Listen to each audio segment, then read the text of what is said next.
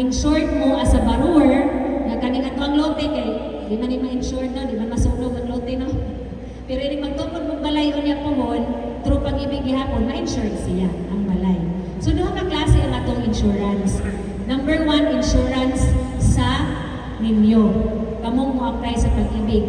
Anything happens to you, automatic fully paid ang loan.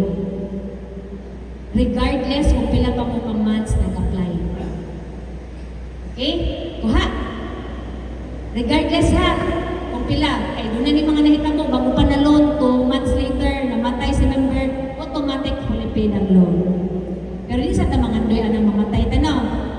Okay. So kani, paghatag lang ni sa atua og security ba nga kung unsay mahitabo, ang atong utang sa pag-ibig dili nato ipamana sa atong pamilya. Okay? So unsa may covered aning insurance nato? Number 1, by the way, ang atong insurance gamay ra kay premium. That's 23 centavos per 1,000. So kumpitan mo anya kay depende man ang pila ma-approve nga loan ninyo, so may equivalent. Gamay ra kay ni ma-add sa inyong amortization.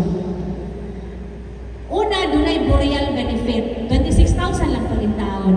So, 26,000 in case nga in the death of the member, na siya burial benefit na 26. Doon na siya 4,000 nga wake expense.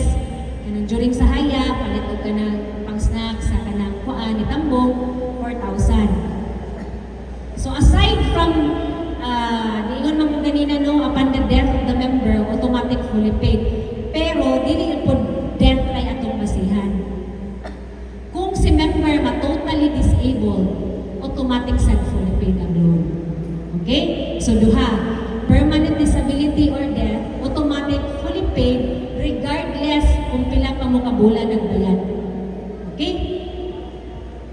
Kung for example si member ma-diagnose og terminal illness, for example cancer, automatic dunay assistance ang insurance na for 18 months dili mo magbayad og amortization. Sila'y magbayad sa inyong amortization sa pag-ibig. No? While nag-recover mo. Okay? And of course, within 24 hours, effective ang insurance na ito. So, ingana ang kadali ang atong processing. Now, next insurance is Allied and Parents Insurance. Dili man masunog ang yuta, of course, dili man po yuta lang, nandun na yung mga balay, no? No. So, kung doon ay na balay, pwede man po mo maka-additional loan sa pag-ibig o home improvement. So, since it's a loan, there is automatic ma-insured na po na inyong balay.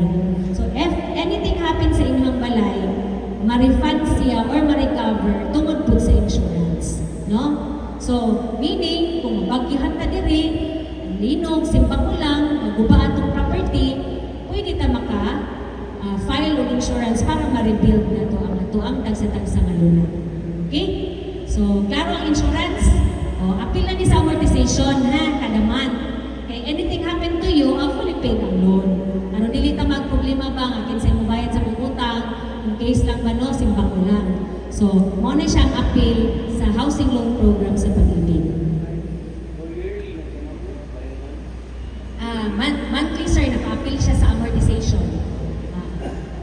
Okay? Next, JP.